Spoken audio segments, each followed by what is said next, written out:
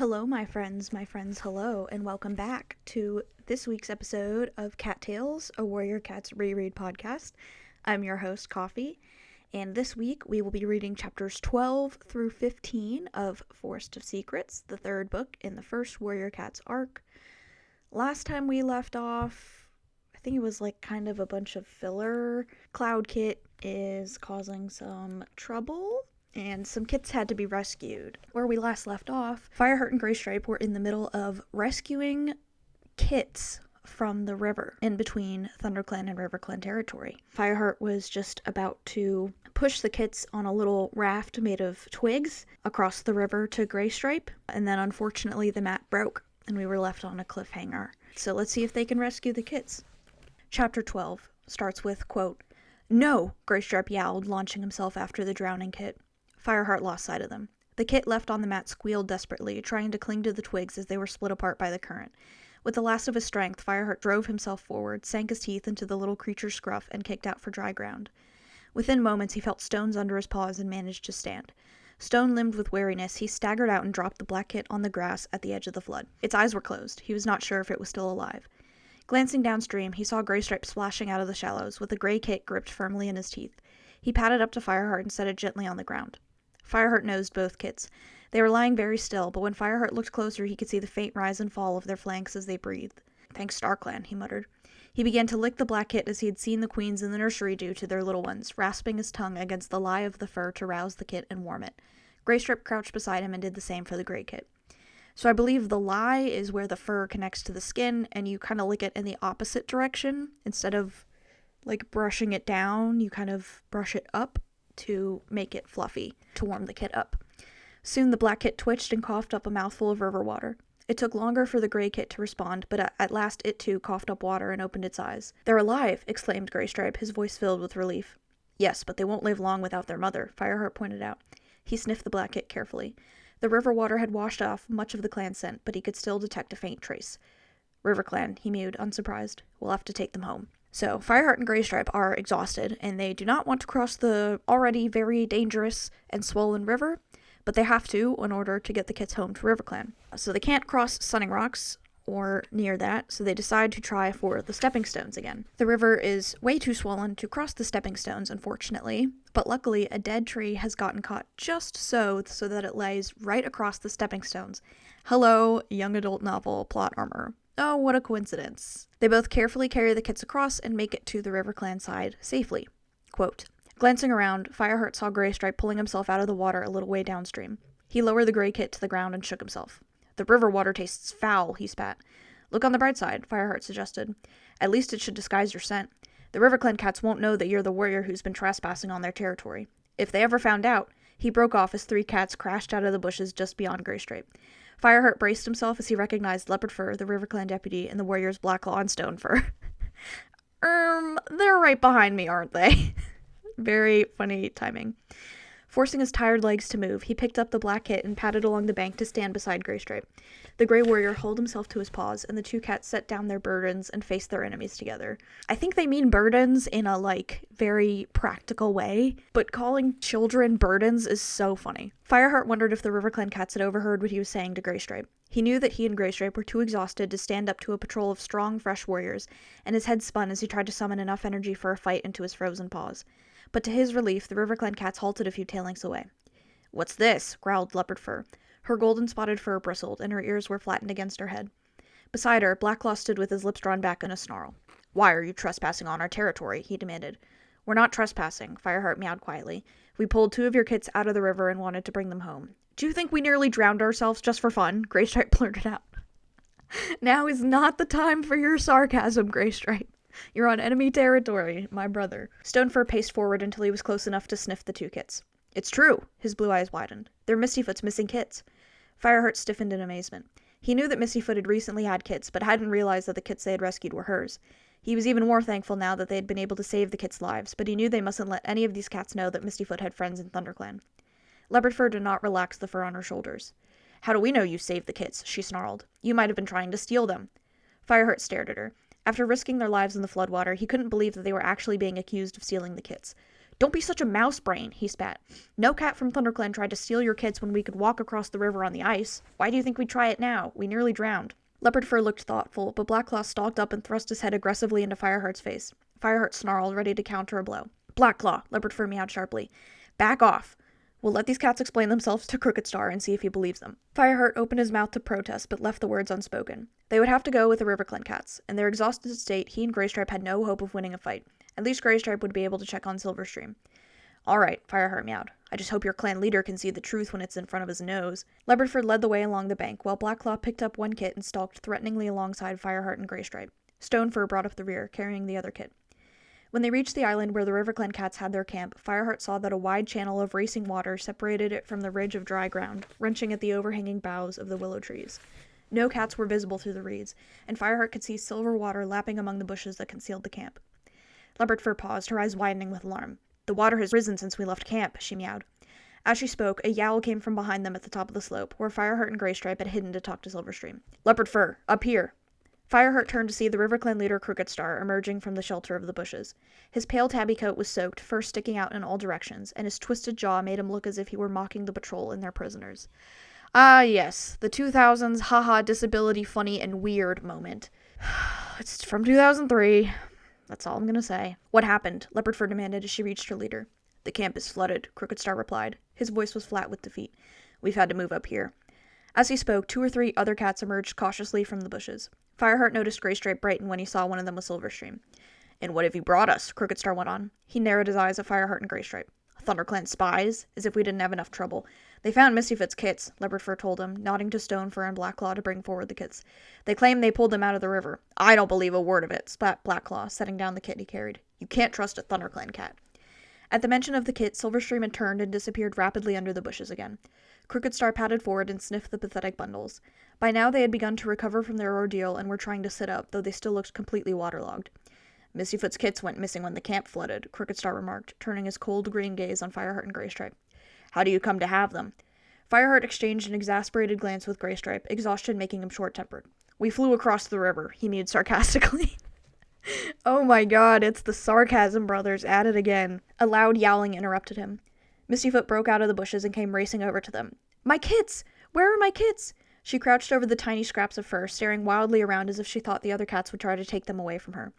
Then she began licking them furiously, trying to comfort both of them at once. Stonefur pressed up close against her and mewed comfortingly into her ear. Silverstream followed more slowly and stood beside her father, Crooked Star, eyeing the ThunderClan cats.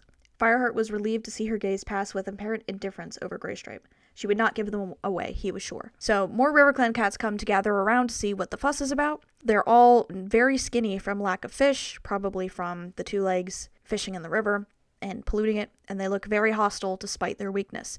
Fireheart knows he's going to have to be very convincing to get Crooked Star and his clan to believe them, which is stupid because they're literally soaked from being in the river. Like, why would they steal kits in the middle of winter? Quote, the clan leader was at least prepared to give them a chance to explain.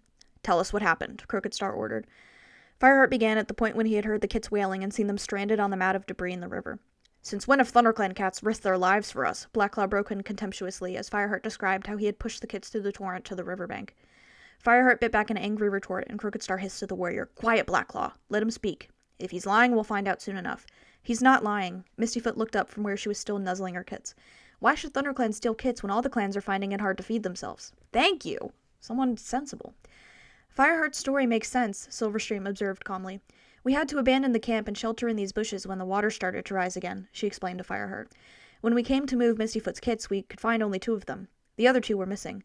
The whole nursery floor had been washed away. They must have been swept along the river to where you found them. Crooked Star nodded slowly, and Fireheart realized that the hostility of the RiverClan cats was fading. All except for Blackclaw, who turned his back on the ThunderClan warriors with a snort of disgust. In that case, we're grateful to you, meowed Crooked Star, though he sounded grudging, as if he could hardly bear to be in debt to a pair of ThunderClan cats. Yes, mewed Mistyfoot. She looked up again, her eyes glowing softly with gratitude. Without you, my kits would have died. Fireheart dipped his head in acknowledgement. Impulsively, he asked, Is there anything we can do for you? If you can't go back to your camp, and if prey's scarce because of the flood, we need no help from ThunderClan, growled Crooked Star. RiverClan cats can look after themselves. Don't be such a fool. It was Graypool who spoke, with a glare at her leader. Fireheart felt a new surge of respect for her. He guessed that not many cats would dare to take that tone with Crooked Star. You're too proud for your own good, the elder rasped. How can we feed ourselves, even with the thaw? There are no fish to eat. The river's practically poisoned. You know it is." "What?" Graystripe exclaimed. Fireheart was too shocked to say anything. "It's all the fault of the two-legs," Graypool explained to them. "Last New Leaf, the river was clean and full of fish. Now it's filthy with two-leg rubbish from their camp. And the fish are poisoned," Mudfur added. "Cats who eat them fall ill. I've treated more cats for bellyache this leaf bear than in all the time since I've been the medicine cat." Fireheart stared at Graystripe and then back at the hungry River Clan cats. Most of them couldn't meet his eyes, as if they were ashamed that a cat of another clan should know about their troubles. "Then let us help," he urged them all. "We'll catch prey for you in our territory and bring it to you until the floods have gone and the river is clean." Okay, so on a moral level, this is great. But on a legal level, this is extremely illegal, especially without Blue Star's permission. And even Fireheart knows this. Even as he made the offer, he knew that he was breaking the warrior code that demanded loyalty to his own clan alone. Blue Star would be furious with him if she found out he was prepared to share ThunderClan's precious prey like this. But Fireheart couldn't bring himself to abandon another clan in their need. Blue Star herself said our welfare depends on having 4 clans in the forest, he reminded himself. Surely it's the will of StarClan. Okay, Socialist Fireheart, I see you. But also he keeps doing things to make Blue Star angry. Like, not on purpose, but, like, he keeps getting himself into trouble. My son. My sweet son, Fireheart. Oh, boy. "Would you really do this for us?" asked Crooked Star slowly, his eyes narrowing with suspicion. "Yes," Fireheart meowed. "And I'll help too," promised Graystripe with a glance at Silverstream. "Then the clan thanks you," grunted Crooked Star. "None of my cats will challenge you in our territory until the floods go down and we can return to our camp. But after that, we will fend for ourselves again." He turned and led the way back to the bushes. His subdued cats followed him, casting glances back at Fireheart and Graystripe as they went. Not all of them, Fireheart could see, trusted them or believed in their offer of help. Last to go was Mistyfoot, nudging her kits to their paws and guiding them up the slope. "Thank you both," she murmured. "I won't forget this." Fireheart and Graystripe were left alone as the River Clan cats disappeared into the bushes. As they picked their way down the slope again toward the river, Graystripe shook his head in disbelief. "Hunting for another clan? We must be mad." "What else could we do?" Fireheart retorted. "Let them starve? No. But we'll have to be careful. We'll be crow food if Blue Star finds out." "Or Tigerclaw," Fireheart added silently. "He already suspects Graystripe and I have friends in River Clan, and we could be about to prove him right." So that's the end of chapter 12. Okay. You know, mixed feelings about that decision. Fireheart is like the one socialist living in a capitalist society. Individualism will tear you apart. That's my woke spiel for the day. Anyway, alright. Moving on to chapter 13. It's a little bit in the future, probably a few days or so. Fireheart wakes up Graystripe to go hunting for River Clan early in the morning. They've managed to get prey over the border several times already without being caught. They leave the den and all the cats are asleep except Brindleface, who pokes her nose out from the nursery to sniff the air but retreats instantly. The coast is clear. Quote, "The 2 cats bounded across the clearing toward the gorse tunnel. Just as they reached it, a familiar voice behind them called out, 'Fireheart! Fireheart!' Fireheart froze and turned around. Cloudkit was scampering toward him, yelling, 'Fireheart! Wait for me!' 'Fireheart,' growled Graystripe. 'Why does your kin always turn up at the most awkward moment?' 'StarClan knows,' Fireheart sighed. 'Where are you going?' Cloudkit panted excitedly as he skidded to a stop in front of the warriors. 'Can I come with you?' 'No,' Graystripe told him. 'Only apprentices can go out with warriors.' Cloudkit shot Graystripe a look of dislike. 'But I'll be an apprentice soon, won't I, Fireheart?' 'Soon isn't now,' Fireheart reminded him, struggling to keep calm.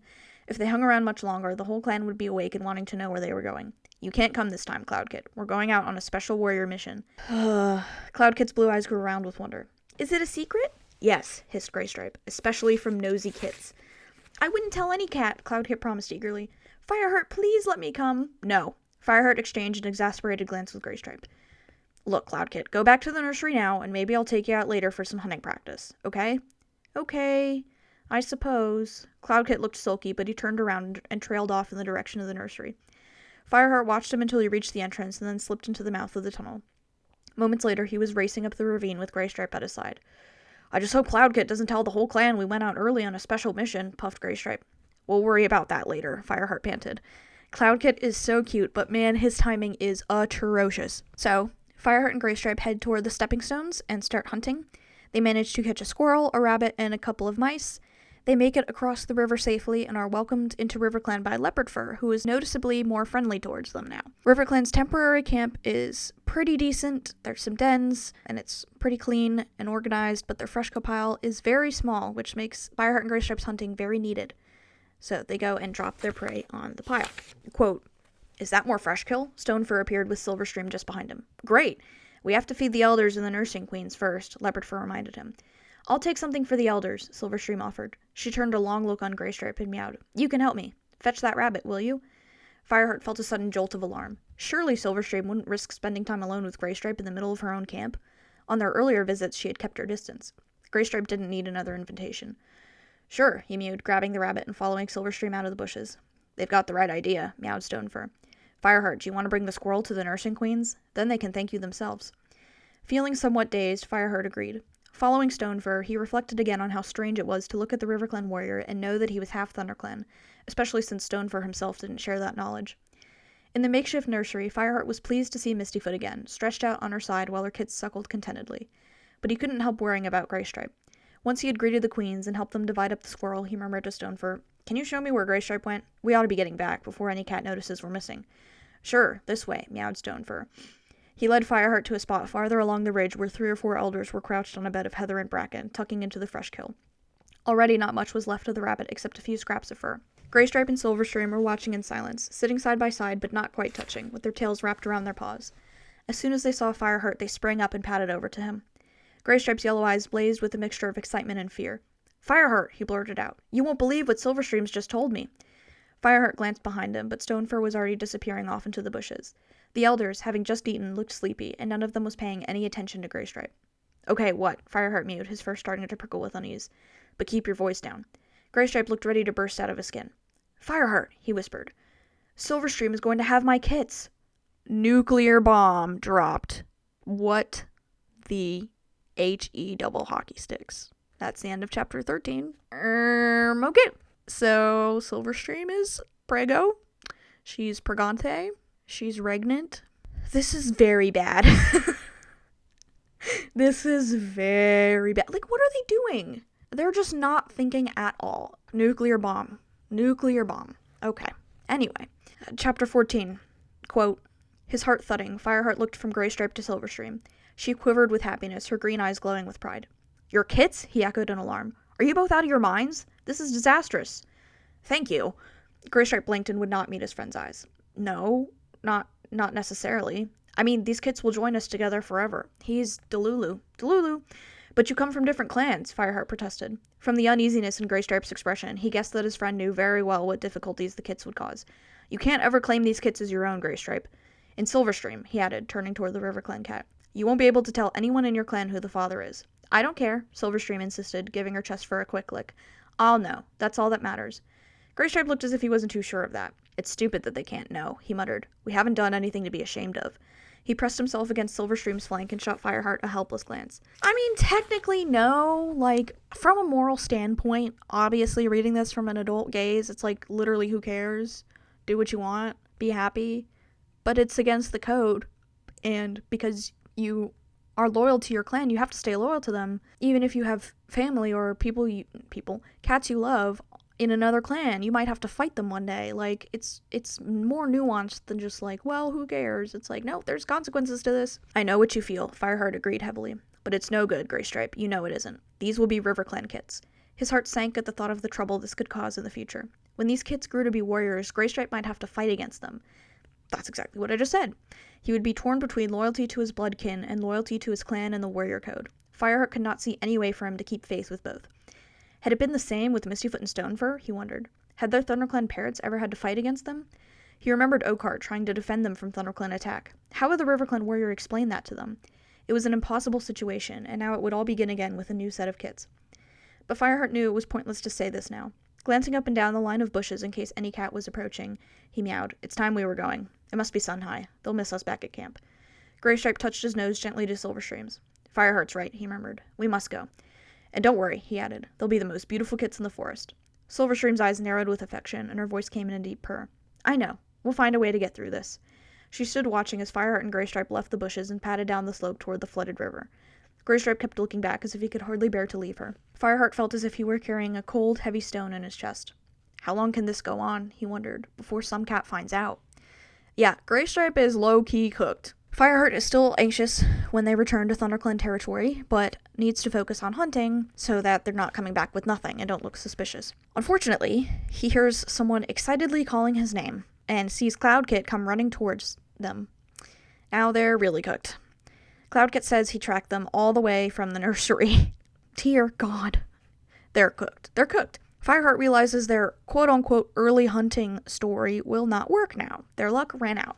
Cloudkit says, I followed your scent trail right up to the stepping stones. Fireheart, what were you and Greystripe doing in RiverClan territory? Oh God. They're cooked. They're cooked, they're fried, they're chopped, they're unk. Quote, before Fireheart could think of a reply, another voice broke in. A low, menacing growl. Yes, that's what I would like to know, too. Fireheart felt the strength drain out of his paws as he looked up to see Tigerclaw shouldering his way through the crisp brown bracken. Fireheart's really brave, mewed Cloudkit, while Fireheart stood with his mouth half open, panic turning his brain to feathers. He went out on a special warrior mission. He told me so. Cloudkit, shut up. Shut up. Stop. No. Did he now? Hissed Tigerclaw, an interested gleam in his eyes. And did he tell you what the special warrior mission was? No, but I can guess. Cloudkit trembled with excitement. He's been with Greystripe to spy on RiverClan. Fireheart, did you— Quiet, Kit, snapped Tigerclaw. Well, he challenged Fireheart. Is that true? Fireheart glanced at Greystripe. His friend was frozen, his yellow eyes staring in horror at the deputy. Obviously, there would be no helpful suggestions from him. We wanted to see how far the floods went, Fireheart meowed. That was not exactly a lie. Oh? Tigerclaw paused while he looked deliberately in all directions and then asked, What happened to the rest of your patrol? And some cat must have sent you, he added, before Fireheart could reply. It wasn't me, even though I sent out all the other patrols. We just thought— Greystripe began feebly.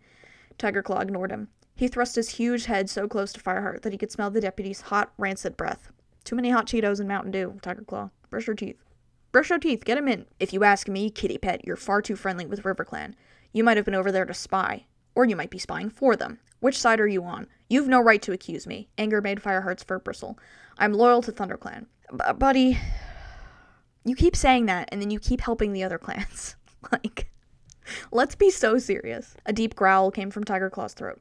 Then you won't mind if we tell Bluestar about this expedition of yours, and we'll see if she thinks you're so loyal. As for you— He glared down at Cloudkit, who tried to meet his amber gaze boldly, but couldn't help retreating a pace or two. Bluestar ordered that no kits were to leave camp alone. Or do you think clan orders don't apply to you, like your kitty pet kin? Cat racism. There we go. For once, Cloudkit didn't reply. His blue eyes looked scared. Tigerclaw swung around and stalked back toward the trees. Come on, we're wasting time. Follow me, all of you, he snarled. Oh, they're so cooked. When they reached the camp, Fireheart saw Bluestar standing at the foot of the high rock. A patrol made up of Whitestorm, Longtail, and Mousefur was reporting to her. The stream is flooded as far as the Thunderpath, Fireheart heard Whitestorm say. If the water doesn't go down, we won't be able to make it to the next gathering. There's still time before— Bluestar broke off when she saw Tigerclaw approach her. Yes, what is it? I've brought these cats to you, the deputy growled. 1 disobedient kit and 2 traitors. Traitors, echoed Longtail. His eyes met Fireheart's with an unpleasant gleam. Just what I'd expect of a kitty pet, he sneered. This jerk always has something to say. He never misses a chance to be racist. That's enough, Bluestar ordered with the faintest hint of a snarl in her voice. She tipped her head toward the cats in the patrol. You may go, all of you. She turned back to Tigerclaw as they moved away. Tell me what happened. I saw this kit leaving camp, Tigerclaw began, flicking his tail toward Cloudkit. After you ordered that no kits or apprentices should go out without a warrior. I went to fetch him back, but when I got into the ravine, I realized he was following a scent trail. He paused and glared challengingly at Fireheart and Greystripe. The trail led to the stepping stones downstream from the Sunning Rocks. And what should I see there but these 2 brave warriors— he spat the words out— crossing back from RiverClan territory.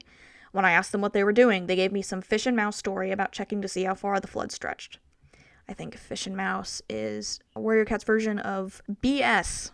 Bullcrap. I can't say the actual word because this is an all-ages podcast, but you know what I mean. Fireheart braced himself for Bluestar's anger, but the clan leader remained calm. Is this true? She asked. During the journey back from the stepping stones, Fireheart had had time to think. He couldn't imagine the trouble he would be in if he tried to lie to Bluestar again. Now, seeing the wisdom in her face and the penetrating look in her blue eyes, he knew he had to tell her the truth. Yes, he admitted. We can explain, but— he shot a glance at Tigerclaw. Bluestar closed her eyes for a long moment. When she opened them again, her expression was as unreadable as ever. Tigerclaw, I'll deal with this. You may go. The deputy looked as if he was going to object, but under Bluestar's clear gaze, he kept silent. He gave her a curt nod and marched off toward the pile of fresh kill. Now, Cloudkit, meowed Bluestar, turning to the white kit. Do you know why I ordered kits and apprentices not to go out alone? Because the floods are dangerous, replied Cloudkit sullenly. But you disobeyed me, and you must be punished. That is the clan law. For a moment, Fireheart thought that Cloudkit was about to protest, but to his relief, the kit just dipped his head and mewed, Yes, Bluestar. Tigerclaw got you to help the others for a few days recently, didn't he? Very well, you can continue with those duties. It is an honor to serve the other cats in the clan, and you must learn that it is an honor to obey clan orders too. Go now, and see if they have any jobs for you. Cloudkit bowed his head again and scampered off across the clearing, his tail held high. Fireheart suspected he quite enjoyed looking after the elders and that his punishment wasn't as bad as it might have been. He couldn't help worrying that Cloudkit still hadn't learned his lesson about respecting the ways of the clan. Yeah, probably not. So Fireheart explains RiverClan's situation to Bluestar and admits they've been bringing ThunderClan prey to them to help them, while they're actively being poisoned. Greystripe chimes in and says that they're not traitors and that they only want to help. Quote, Bluestar turned to him, then back to Fireheart again. She looked stern, but there was a glimmer of understanding in her eyes. I understand, she murmured. I even respect your good intentions. All cats have the right to survive, whatever their clan. But you know perfectly well that you can't take matters into your own paws like that. You acted deceitfully in slipping away on your own. You lied to Tigerclaw, or at least you didn't tell him all the truth, she added, before Fireheart could protest. And you hunted for another clan before your own. This is not how warriors behave. Fireheart swallowed uncomfortably and looked sideways at Greystripe. His friend's head was bowed, and he was staring at his paws in shame. We know all that, Fireheart admitted. We're sorry. Feeling sorry isn't always enough, Bluestar meowed with an edge to her voice. You will have to be punished. And since you haven't acted like warriors, we'll see if you can remember what it's like to be apprentices. From now on, you can hunt for the elders and see to their needs. And when you hunt, you'll have another warrior to supervise you. What? Fireheart couldn't help the word escaping in a mew of outrage. You have broken the warrior code, Bluestar reminded him. Since you can't be trusted, you'll go with someone who can. There must be no more visits to RiverClan. But we won't be apprentices again, will we? Greystripe meowed anxiously. No. Bluestar allowed a gleam of amusement to soften her eyes. You are still warriors. A leaf cannot return to the bud, but you will live as apprentices until I think you have learned your lesson. Fireheart forced himself to breathe evenly. He was so proud to be a warrior of ThunderClan, and shame overwhelmed him at the thought of losing his warrior's privileges. But he knew there was no use arguing with Bluestar, and deep inside, he admitted the punishment was fair. He bowed his head respectfully. Very well, Bluestar. And we really are sorry, Greystripe added. I know, Bluestar nodded to him. You may go, Greystripe. Fireheart, stay a moment. Surprised, Fireheart waited a little nervously to find out what Bluestar wanted. The clan leader waited until Greystripe was out of earshot. Then she asked, Tell me, Fireheart, have any RiverClan cats died in the floods? She sounded distracted, and for once she didn't meet Fireheart's eyes. Any warriors? Not that I know of, Fireheart admitted. Crooked Star didn't say that any cat had drowned. Bluestar frowned, but she didn't ask any more. She gave a tiny nod, as if to herself. Then, after a brief hesitation, she dismissed Fireheart. Find Greystripe and tell him you may both eat, she ordered, her voice expressionless and firm again. And send Tigerclaw to me. Fireheart bowed his head and stood up to leave. On his way across the clearing, he glanced back at Bluestar. The gray she-cat was still crouched at the foot of the rock, her eyes staring into the far distance. He couldn't help feeling puzzled by his leader's urgent questions. Why should she be so worried about RiverClan warriors, he wondered.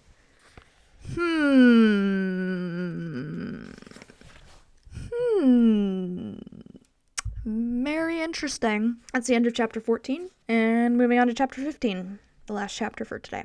Quote, Well, if it isn't our newest apprentice, Firepaw. Fireheart looked up from his vole to see Longtail swaggering toward him, his tail waving in the air. Ready for a training session? The warrior sneered. Tigerclaw sent me to be your mentor. Taking his time, Fireheart swallowed the last of the vole and rose to his paws. He could guess what had happened. Bluestar had told Tigerclaw about the punishment, and Tigerclaw had wasted no time in organizing the first patrol. Naturally, he would choose the cat who disliked Fireheart the most to supervise his hunting. Beside him, Greystripe jumped up and took a pace toward Longtail. Watch what you say, he snarled. We're not apprentices. That's not the way I heard it, replied Longtail, swiping his tongue appreciatively over his jaws as if he had just swallowed a tasty morsel. Then we'd better put you right, Fireheart hissed, beginning to lash his tail. Do you want me to tear your other ear? Longtail took a step back. He was clearly remembering Fireheart's arrival in the camp. He had fought Longtail fiercely, showing no fear in spite of the warrior's kitty-pet taunts. Fireheart knew that even if the other cats let Longtail forget his defeat, his torn ear would remind him forever. You'd better watch it, the warrior blustered. Tigerclaw will have your tails off if you touch me. It would be worth it, Fireheart retorted. Call me Firepaw once more and you'll find out. Longtail said nothing, only turning his head aside to lick his pale fur. Fireheart relaxed his threatening stance. Come on then, he grunted. If we're going to hunt, let's get on with it. So the three of them go hunting. Longtail tries to loudly be in charge, but Fireheart and Greystripe ignore him. Fireheart finally finds a bird and crouches down to catch it, but Longtail starts making fun of his hunting crouch and scares it away. Fireheart realizes Longtail is deliberately provoking him, so he locks in and finds inner peace and decides not to be rage-baited. Fireheart says to Longtail that if he's so good, show us how it's done. And then Longtail says as if there'll be any prey left after the racket that bird made when you scared it. Now who's making excuses? Fireheart spat back. Oh, clock it. Longtail decides to just leave them alone after that because he got ended by Fireheart, and they manage to catch some prey and bring it back to camp. Fireheart brings some to Yellowfang and Cinderpaw, who are sitting outside the medicine den. Quote, We can chew up ragwort leaves and mix them with crushed juniper berries, rasped Yellowfang. It makes a good poultice for aching joints. Do you want to try doing it? Okay, Cinderpaw mewed enthusiastically. She sprang up and sniffed the heap of herbs Yellowfang had laid on the ground. Does it taste bad? No, answered Yellowfang, but try not to swallow it. A bit won't hurt you, but too much will give you a bellyache. Yes, Fireheart, what do you want? That reminds me of that one Kardashian clip. Oh my god, what is it? Yes, Robert, what do you want now? That's what that reminds me of. I'll put it in the video. Yes, Robert, what do you want now? More money, a check, a car, my soul? Fireheart crossed the clearing, dragging the squirrel between his front paws. Cinderpaw was already crouching in front of the ragwort, chewing vigorously, but she flicked her tail at Fireheart in greeting. This is for you, Fireheart mewed as he dropped the squirrel beside Yellowfang. Oh yes, Running Wind told me you were back on apprentice duties, Yellowfang growled. Mouse brain. You might have known some cat would find out you were helping RiverClan. Well, it's done now. Fireheart didn't want to talk about his punishment. To his relief, Yellowfang seemed happy to change the subject.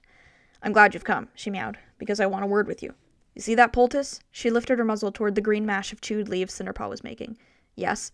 It's for Small Ear. He's in my den now, with the worst case of stiff joints I've seen in moons. He can hardly move. And if you ask me, it's all because his nest was recently lined with damp moss. Her tone was mild, but her yellow eyes burned into Fireheart's. Fireheart felt his heart sink. This is about Cloudkit, isn't it? I think so, mewed Yellowfang. He's been careless about the bedding he's brought in. If you ask me, he hasn't bothered to shake the water off. But I showed him how— Fireheart broke off. He had troubles enough of his own, he thought. It wasn't fair that he had to keep sorting out Cloudkit as well. He took a deep breath. I'll have a word with him, he promised. Do that, grunted Yellowfang. Cinderpaw sat up, spitting out scraps of ragwort. Is that chewed enough? Yellowfang inspected her work. Excellent, she meowed. Cinderpaw's blue eyes glowed with the praise, while Fireheart glanced appreciatively at the old medicine cat. It gave him a warm glow to see how Yellowfang made Cinderpaw feel useful and needed. Now you can fetch the juniper berries, Yellowfang went on. Let's see. 3 should be enough. You know where I keep them? Yes, Yellowfang. Cinderpaw headed for the split in the rock, bouncing in spite of her limp, her tail lifted high. At the mouth of the den, she looked back. Thanks for the squirrel, Fireheart, she meowed up before she disappeared. Yellowfang looked after her approvingly and let out a rusty purr. Now there's a cat who knows what she's doing, she murmured. Fireheart agreed. He wished he could say the same about his own kin. I'll go and find Cloudkit right now, he sighed, touching his nose to Yellowfang's flank before padding out of her den. The white kit was not in the nursery, so Fireheart tried the elder's den. As he entered, he heard Halftail's voice. So the leader of Tigerclan stalked the fox for a night and a day, and on the second night— Hello there, Fireheart. Come to listen to the story? Fireheart glanced around. Halftail was curled up in the moss with Patchpelt and Dappletail nearby. Cloudkit was crouched in the shelter of the big tabby's body, his blue eyes wide with wonder as he pictured the mighty black-striped cats of Tigerclan. A few scraps of fresh kill lay on the floor of the den, and from the smell of mouse that clung to Cloudkit's fur, Fireheart guessed that the elders had let him share. No thanks, Halftail, he meowed. I can't stay. I just wanted to talk to Cloudkit. Yellowfang says he's been bringing in damp bedding. Dappletail let out a snort. What nonsense. She's been listening to Small Ear, meowed Patchpelt. He'd complain if Starkland descended from Silverpelt themselves to bring his bedding. Fireheart's fur prickled with embarrassment. He hadn't expected to find the elders making excuses for Cloudkit. Well, have you or haven't you? He demanded, glaring at the kit. Cloudkit blinked up at him. I tried to get it right, Fireheart. He's only a kit, Dappletail pointed out fondly. Yes, well, Fireheart scraped his paws on the floor of the den. Small Ear's got aching joints. Small Ear has had aching joints for seasons, meowed Halftail, since well before this kit was littered. You mind your own business, Fireheart, and let us mind ours. Dang, bro, okay, if y'all have aching joints, don't come crying then. Sorry, Fireheart muttered. I'll go then. Cloudkit, just make sure you're extra careful about damp moss in the future, okay? He started backing out of the den. As he left, he heard Cloudkit meow. Go on, Halftail. What did Tigerclan's leader do then? Cloudkit is probably using his cuteness to manipulate the elders. It's like when your parents have a favorite child and they can do no wrong. It's because they haven't seen the naughty side of that child. I think that's what's going on with the elders. Fireheart was glad to escape into the clearing. He couldn't help thinking that Cloudkit probably had been careless over the moss, but it looked like the rest of the elders wouldn't have a word said against him. Free to take fresh kill for himself now that he had hunted for the elders, Fireheart was trotting over to the heap when he noticed Broken Tail lying outside his den. Tigerclaw was beside him, and the two cats were sharing tongues like old friends. That's weird, because they are not friends. Unexpectedly moved by the sight, Fireheart paused. Was this Tigerclaw's merciful side making a rare appearance? So name one other time where Tigerclaw has been merciful. Like, genuinely merciful and nice. I'll wait. You can't. He could just hear the rumble of Tigerclaw's voice, though he was too far away to make out the words. Broken Tail replied briefly, looking much more relaxed, as if he was responding to the deputy's friendliness. Suddenly, all of Fireheart's old doubts about bringing Tigerclaw to justice welled up inside him. Every cat knew that Tigerclaw was a fierce and courageous fighter, and that he handled the responsibilities of a deputy with effortless confidence. Fireheart had never seen anything to show that he had the compassion of a true leader until now with Broken Tail. Fireheart's mind whirled. Perhaps Bluestar had been right, that Tigerclaw was innocent of Redtail's death. Perhaps Cinderpaw's accident had been just that, instead of a trap. What if you've been wrong all along? Fireheart thought. Suppose Tigerclaw is just what he seems to be, a loyal and efficient deputy? But he couldn't make himself believe it, and as Fireheart padded more slowly over to the pile of fresh kill, he wished to the tips of his claws that he could be freed from the burden of what he knew. That's the end of chapter 15, and that is the end of this episode. Fireheart, I'm begging you to open your eyes. You need to stop doubting yourself. Also, why doesn't he think that's weird? Like, oh, Tigerclaw's being all buddy-buddy with Hitler? Hey, that's bad. That's not good. Just because he's blinded now doesn't mean he's, like, not evil, or it cancels out what he did. I guess, bro. I guess. Oh man, what an episode. Yeah, I guess Silverstream's pregnant, and Cloudkit won't stop getting Fireheart into trouble, although Fireheart's kind of getting himself in trouble. Lots is gonna happen, probably. Thank you all for joining me for another episode of Cattails. It's been lovely talking with you. We are over halfway done with this book. Yeah, getting through them pretty quick. Thank you for joining me again, and I will see you next week. And we'll see how things go with Greystripe and Silverstream, and with Fireheart and Tigerclaw, and we'll see if Cloudkit continues to cause trouble. Alright. May StarClan light your path.